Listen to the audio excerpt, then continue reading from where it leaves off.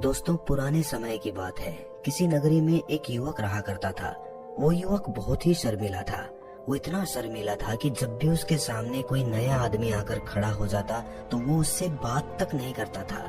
यहाँ तक कि जिन्हें वो जानता था, पहचानता था, उनसे भी बात करने में बहुत शर्माता था। अपनी इस समस्या के कारण वो बहुत परेशान रहता था, क्योंकि वो अपने जीवन में कुछ भी नहीं कर पा रहा था। धीरे धीरे समय बीतता रहा और समय बीतने के साथ उस युवक की शर्माने की आदत भी बढ़ती चली गई, जिसके कारण वो और ज्यादा तनाव में रहने लगा, परेशान रहने लगा, उदास रहने लगा। उसे ये समझ नहीं आ रहा था कि वो अपनी इस समस्या से किस तरह से छुटकारा पाए। उसके घर वाले भी अब उसकी इस समस्या को लेकर बहुत चिंतित रहने लगे थे। वे सोचते थे कि इसका क्या होगा, ये अपने जीवन में कुछ कर भी पाएगा कि नहीं। जब भी वो कहीं काम के लिए जाता तो लोग उसके सीधेपन का फायदा उठाते, उसे परेशान करते।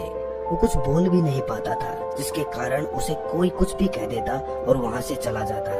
इन सब कारणों की वजह से उसका मन किसी भी काम में नहीं लगता था। वो हर काम को कुछ ही दिनों में छोड़ दिया करता। उसके मन में बहुत कुछ चल रहा था। उसके मन में विचारों के तूफान उठ रहे थे। वो बहुत कुछ कहना चाहता था, अपने विचारों को दूसरों के सामने रखना चाहता था, लेकिन अपनी इस आदत के कारण वो किसी से कुछ भी नहीं कह पाता था। वो अंदर ही अंदर घुटता जा रहा था। सारे विचार, सारी बातें उसके मन पर हावी हो रही थी, लेकिन वो कभी भी किसी से अपने मन की बात नहीं कहता था। जब वो छोटा बच्चा था तो लोग उसे पसंद करते थे, उसकी इस आदत को लोग सराहते थे। लेकिन जब वो बड़ा हो गया, युवा हो गया, तो यही आदत उसकी परेशानी का कारण बन गई। वो युवक अपनी इस आदत से छुटकारा पाना चाहता था। वो चाहता था कि वो लोगों से अपने मन की बात खुलकर कह पाए। वो जो कुछ करना चाहता है, जो कुछ कहना चाहता है, वो सबसे उसे खुलकर कह सके, कर सके। लेकिन जब भी कोई दूसरा उसके सामने आता तो उसकी जुबान मानो खुलती ही नहीं थी। यहाँ तक कि वो अपने माता पिता के सामने भी ठीक से बात नहीं कर पाता था। अपने कुछ मित्रों के अलावा वो अपने मन की बात किसी से नहीं कह पाता था। जब भी वो किसी बात का जवाब देता तो लोग उसकी हंसी उड़ाते, उसका मजाक बनाते। लोग कहते कि आज तो तेरे मुंह में जबान आ गई है। ये समस्या दिन ब दिन बढ़ती चली जा रही थी। एक दिन जब उस युवक को उसके पिता ने दूसरों के सामने शर्मिंदा होता हुआ देखा तो वो बहुत क्रोधित हो गया और अपने बेटे को खरी खोटी सुनाने लगा। उन्होंने उसे इतना डांट दिया कि वो युवा लड़का बहुत ज्यादा उदास हो गया और वहाँ से बिना कुछ कहे वहाँ से चला गया। शाम हो चुकी थी और अब तक उनका बेटा घर नहीं लौटा था। माता और पिता दोनों ही बड़े चिंतित थे। वे अपने बेटे को वापस घर पर देखना चाहते थे, लेकिन युवा लड़का तो भागते भागते पहाड़ की चोटी पर जा पहुंचा था। वो वहां से नीचे की ओर झांक रहा था और ईश्वर से कह रहा था, हे भगवान, आपने मुझे ऐसा क्यों बनाया?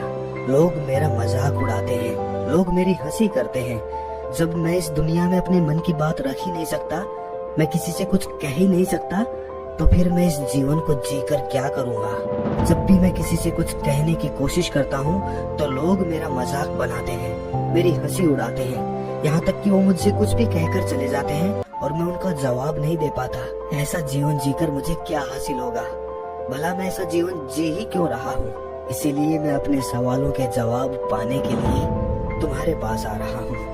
इतना कहकर जैसे ही वो युवक कूदने की तैयारी कर रहा था कि तभी पीछे से एक आवाज सुनाई पड़ी, बेटा, जान देना तो बहुत आसान है, लेकिन इस जान को तुम वापस नहीं पा सकोगे। जैसे ही ये आवाज उसके कानों में पड़ी, वो पीछे मुड़कर देखने लगा। उसने जैसे ही पीछे मुड़कर देखा तो उसने पाया कि एक बौद्ध भिक्षु उसके पीछे खड़े हैं। उन्हें देखकर वो डर सा गया और अपने कदम पीछे खींच लिए और चुपचाप वहाँ पर खड़ा हो गया। अपनी आदत के कारण वो उनसे बात नहीं कर पा रहा था। तभी बौद्ध भिक्षु उस युवक से कहते हैं, बेटा, क्या बात है? आखिर तुम यहाँ पर क्या कर रहे हो?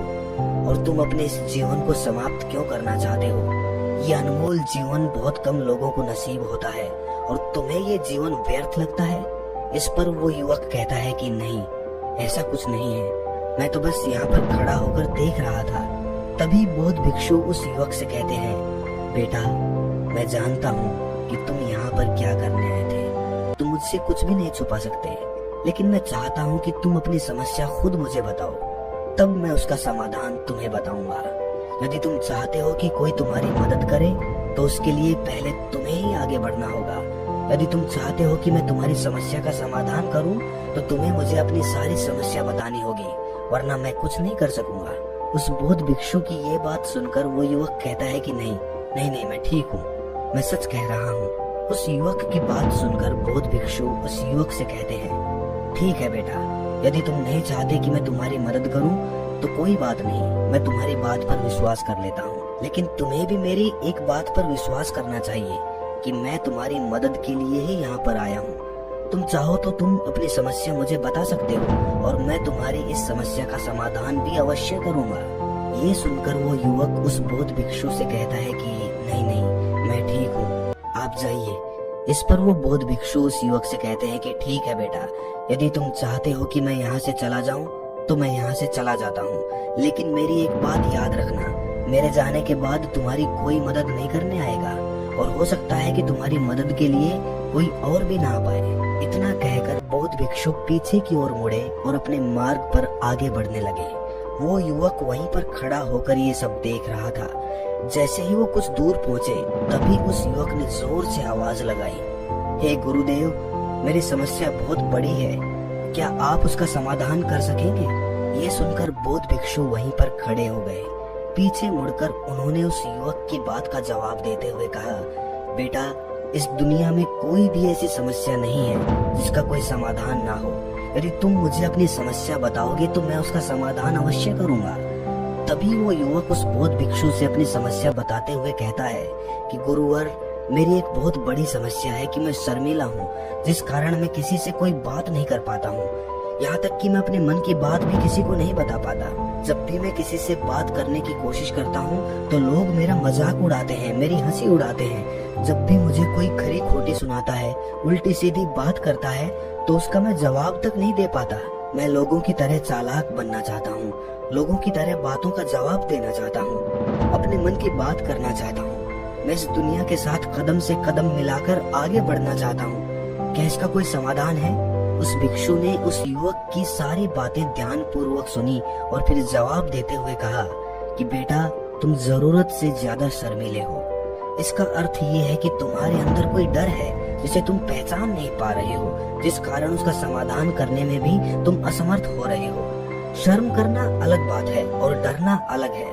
जब हमारे भीतर डर होता है तब हम कहीं भी किसी से भी कोई बात नहीं कर सकते। हमें चारों तरफ केवल डर ही नजर आता है और हम हर जगह से डरते ही रहते हैं, लेकिन इसे शर्माना नहीं कहते। शर्म तो बस एक हद तक तुम्हें चुप रख सकती है। फिर वो बौद्ध भिक्षु उस युवक से कहते हैं कि बेटा, तुम सबसे अधिक किससे शर्माते हो? युवक इसका जवाब देते हुए कहता है कि गुरुवर, मुझे अपने पिता से बात करने में बहुत शर्म आती है, मैं उनके सामने कुछ बोल भी नहीं पाता। तब वो बौद्ध भिक्षु उस युवक से कहते हैं, अच्छा तो ये बताओ, जब तुम अपने पिता से बात कर रहे होते हो या फिर बात करने का प्रयास करते हो तो तुम्हारे मन में कैसे ख्याल आते हैं?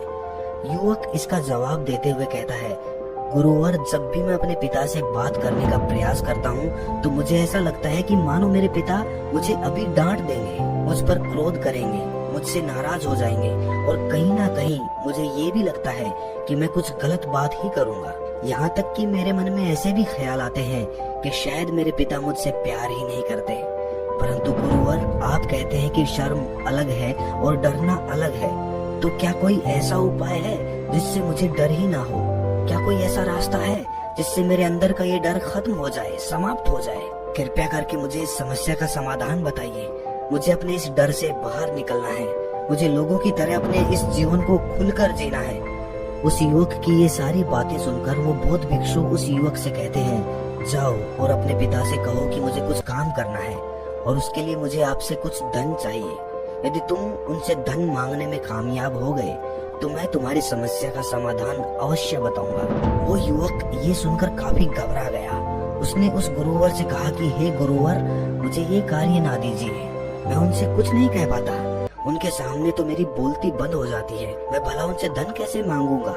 ये बात सुनकर बौद्ध भिक्षु उस युवक से कहते हैं कि तब तो तुम्हारी समस्या का कोई समाधान नहीं है और ना ही तुम कभी भी अपने जीवन को खुलकर जी पाओगे।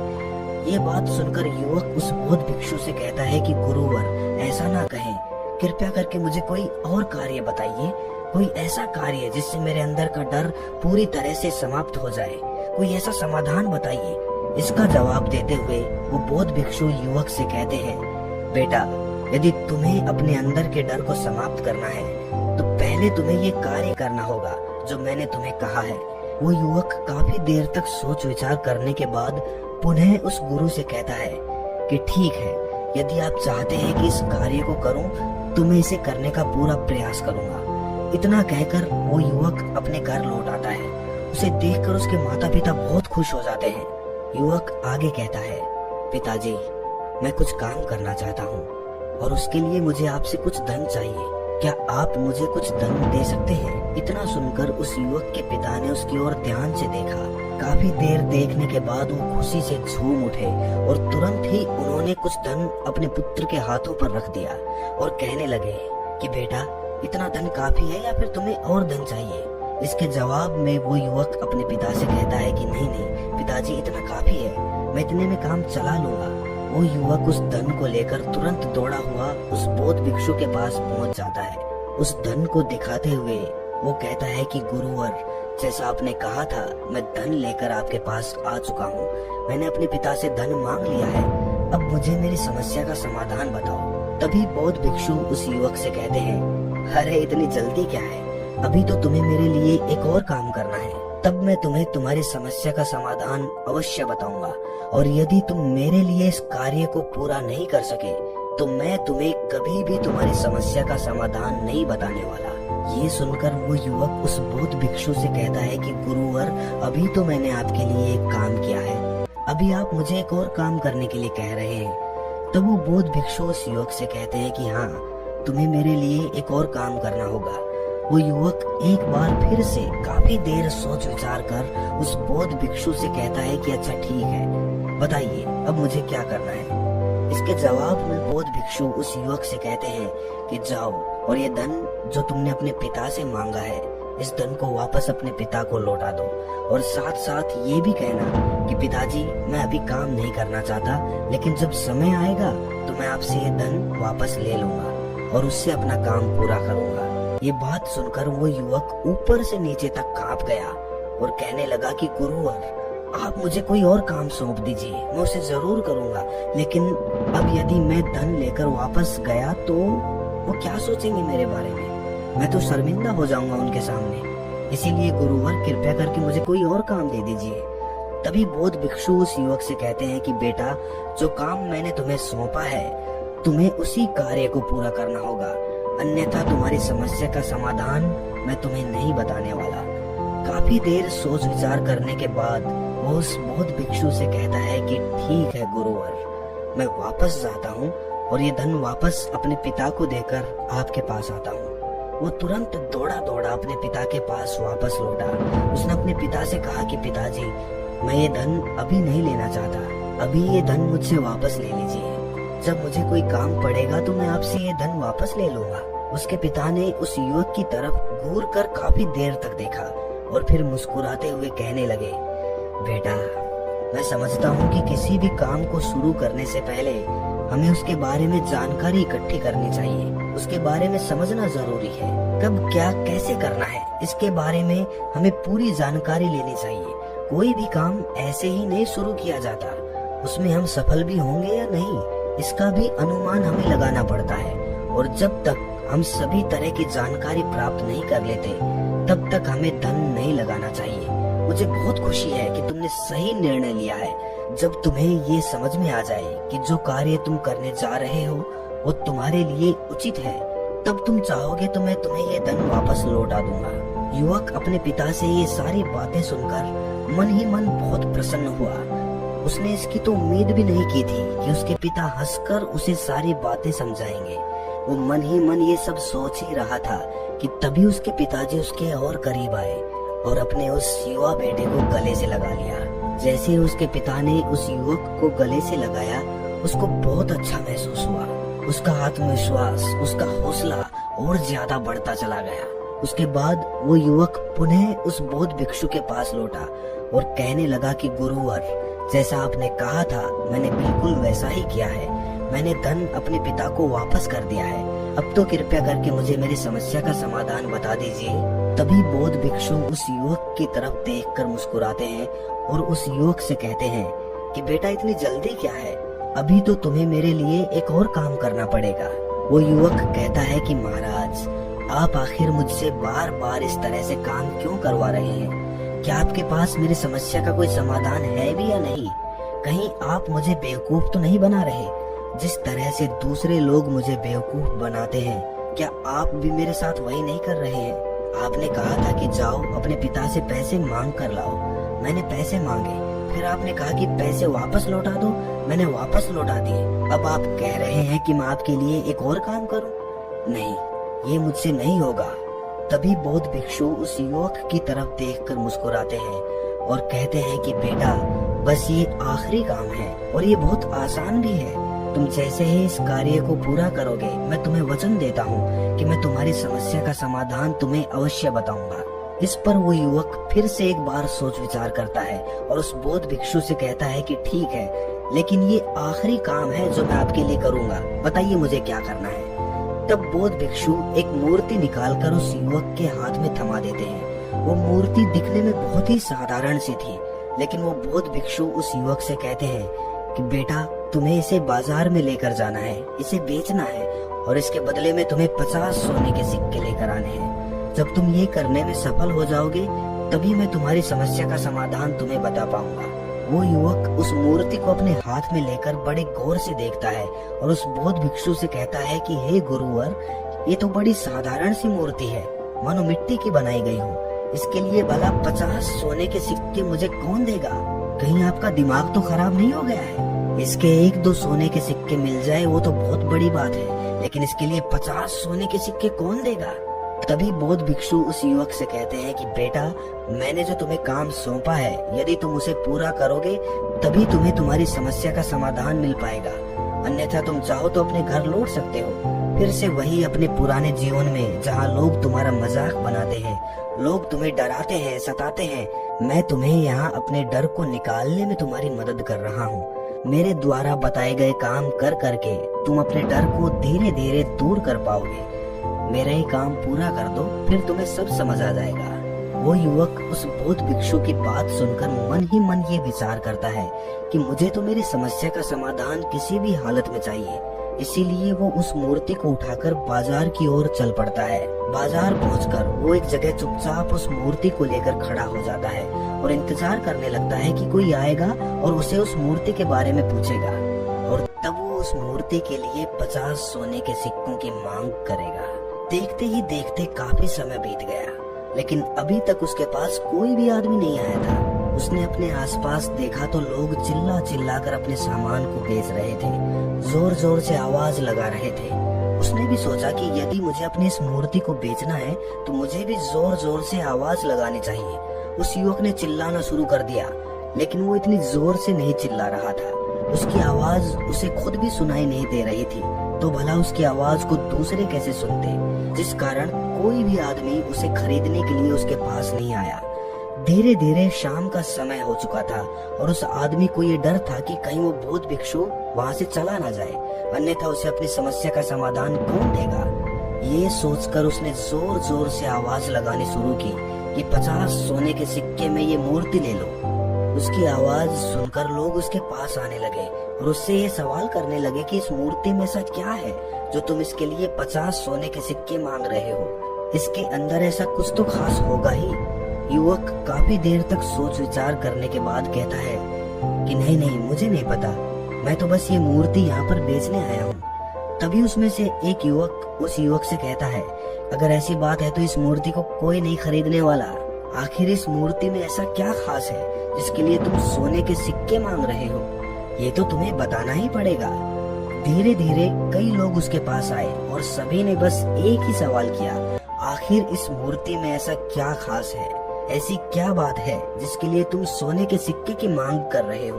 उस युवक ने उससे बातचीत की, उन्हें समझाने की कोशिश की, कई प्रयत्न किए, लेकिन कोई भी उस मूर्ति को 50 सोने के सिक्के देकर खरीदने के लिए तैयार नहीं था। वो निराश हो गया, उसे कुछ समझ नहीं आ रहा था कि वो क्या करे। तभी बाजार में उसने देखा कि कुछ लोग अपने सामानों की खासियत बता रहे हैं, उसे बेचने के लिए उसकी खास खास बातों के बारे में लोगों को समझा रहे हैं। ये देखकर उसने भी सोचा कि मुझे भी इस मूर्ति की कुछ खासियत लोगों को बतानी चाहिए। उसने फिर एक बार जोर से आवाज लगानी शुरू की, समस्या का समाधान निकालने वाली मेरी गुरु की इकलौती मूर्ति, जो इस दुनिया में केवल एक ही है, जिसके पास भी ये मूर्ति होगी उसके घर में कोई समस्या नहीं होगी। ये मूर्ति उस समस्या का समाधान अवश्य करेगी। ये सुनकर लोग उसके पास पहुंचने लगे और उससे ये सवाल करने लगे कि क्या सच में ये मूर्ति जिसके पास होगी उसके पास कोई समस्या नहीं आएगी? क्या सच में ये सभी समस्याओं का समाधान करती है? इसका जवाब देते हुए वो युवक कहता है कि हाँ, ये सभी समस्याओं का समाधान करती है। अनेक वर्षों तक मेरे गुरु ने इस मूर्ति का ध्यान किया है। इस मूर्ति में अद्भुत शक्तियां हैं। मेरे गुरु ने जो भी अपने जीवन काल में आध्यात्मिक शक्तियां प्राप्त की, वो सब इस मूर्ति के अंदर समाहित है, क्योंकि उन्होंने इस मूर्ति का ध्यान किया था। चाहे कोई भी समस्या हो, कैसी भी समस्या हो, कैसी भी परिस्थिति हो, आपको उसका समाधान अवश्य मिलेगा। अगर किसी को मेरी बात पर विश्वास नहीं है तो कोई भी मुझसे इस मूर्ति का दुगना दाम वसूल कर सकता है। अगर ये मूर्ति अपना कार्य नहीं करती है, आपकी समस्याओं का समाधान नहीं करती है, तो ये रहा मेरा पता। मेरे पते पर आकर इस मूर्ति को वापस करके आप इसकी दुगनी कीमत मुझसे वसूल कर सकते हैं। इतना सुनने के बाद अब ये मूर्ति सबको चाहिए थी। उस मूर्ति के दाम लगने लगे। कोई उसे 200 सोने के सिक्के देना चाहता था, कोई 400 सोने के सिक्के, कोई 600। उस मूर्ति की कीमत लगातार बढ़ती जा रही थी। जैसे जैसे लोगों को पता चलता जा रहा था कि ये मूर्ति लोगों की समस्याओं का समाधान करती है, लोग उसे किसी भी कीमत पर खरीदने के लिए तैयार हो गए थे। अब वो युवक आत्मविश्वास के साथ और जोर से चिल्ला रहा था, लोगों को उस मूर्ति के बारे में समझा रहा था। अब उसके मन में कोई डर नहीं था। वो लोगों को उस मूर्ति के बारे में पूरे आत्मविश्वास के साथ बिना घबराए उस मूर्ति की खासियत बताने में लगा हुआ था, जिसके कारण लोग अब उस पर भरोसा कर रहे थे और वो भरोसा लोगों की नजरों में नजर भी आ रहा था। जैसे जैसे अंधेरा होता गया, लोगों की भीड़ मानो कम होने का नाम ही नहीं ले रही थी। लोग उस मूर्ति को खरीदना चाहते थे। उस युवक ने जोर से आवाज लगाई कि मुझे क्षमा करें, ये मेरे गुरु की मूर्ति है और मैं इसे बेचना नहीं चाहता। इतना कहकर वो युवक उस मूर्ति को लेकर वापस खाली हाथ लौट आया और उन गुरुवर के पास पहुंचकर कहने लगा कि हे गुरुवर, आपका बहुत बहुत धन्यवाद। इस मूर्ति ने मेरी समस्या का समाधान कर दिया। मुझे समझ में आ गया कि मेरी समस्या क्या थी। हालांकि मैं इसे बेचकर सोने के सिक्के तो आपके लिए नहीं ला सका, लेकिन मुझे मेरी समस्या का समाधान अवश्य मिल गया। आपका बहुत बहुत धन्यवाद। इस बात को सुनकर बौद्ध भिक्षु उस युवक से कहते हैं कि बेटा, मैंने तुम्हारी समस्या का समाधान नहीं किया है, तुमने तो खुद ही अपनी समस्या का समाधान किया है। अपनी समस्या तुमने खुद ही समझ ली है। तुम्हारे मन में हजारों सवाल थे, मैं ये करूँगा तो लोग क्या कहेंगे, मेरे बारे में क्या सोचेंगे, यदि मैं अपना मुंह खोलूंगा तो लोग मेरे पे हंसेंगे, यदि मैंने मुंह खोला तो कुछ गलत ही बोलूंगा। ऐसे बहुत से डर तुमने अपने मन में पाल रखे थे, लेकिन जब इस मूर्ति को बेचने के दौरान तुमने उन हजारों लोगों का सामना किया, उनके सामने खुलकर अपनी बात रखी, उनके सामने खुलकर वो कहा जो तुम्हें कहना था, तो तुम्हारे मन का डर खुद ही समाप्त हो गया। युवक अपने गुरु की बात सुनकर गुरुवर से कहता है कि गुरुवर, आप सही कहते हैं, डर का सामना करने से ही डर खत्म होता है। जितना हम डर के बारे में सोचेंगे, हम उतने ही ज्यादा डरते चले जाएंगे। हम किसी भी काम की शुरुआत नहीं कर पाएंगे। लेकिन अगर हम एक कदम आगे बढ़ा देते हैं तो वो डर हमारे अंदर से खत्म हो जाता है, सारी शंकाएं मिट जाती हैं, सारे सवाल खत्म हो जाते हैं। इसीलिए ये विचार मत करो कि लोग क्या कहेंगे, जो कहते हैं कहने दो, ये सब पीछे छोड़ दो और खुद पर विश्वास करो, क्योंकि दुनिया का काम तो है कहना। तुम अच्छा करोगे तब भी दुनिया कहेगी और बुरा करोगे तब भी कहेगी, लेकिन तुम्हें सिर्फ अपने मन की सुननी है, अपने मन में विश्वास बना कर रखना है। अगर आप किसी ऐसे आदमी को जानते हैं जो खुलकर अपनी बात नहीं रख पाता है, दूसरों के सामने शर्माता रहता है, अपने विचारों में डूबा रहता है, तो ये वीडियो उन लोगों के साथ जरूर शेयर करें। तो मिलते हैं अगली कहानी में, तब तक के लिए अपना ख्याल रखें।